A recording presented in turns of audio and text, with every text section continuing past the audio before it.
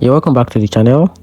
In this video, I'm going to create a quick head-to-head comparison review about this Linux distro platform to help you decide which of these Linux distro will be a better choice for you. So quick dive into it. Talking about the EndeavourOS and Linux Mint. EndeavourOS, Linux Mint are both shine, but in very different way. EndeavourOS is great for users who want a lightweight hack-based distro with full control, rolling update, and a focus on customization. It's fast, minimal, and it's ideal if you like building your system the way you want. The downside is that it requires more Linux knowledge, so beginner may find it a bit tricky. Linux Mint, on the other hand, is built for simplicity and it's based on Autumn, stable, and comes with preloaded with useful apps, which make it perfect for beginner or anyone who wants a smooth install and go experience.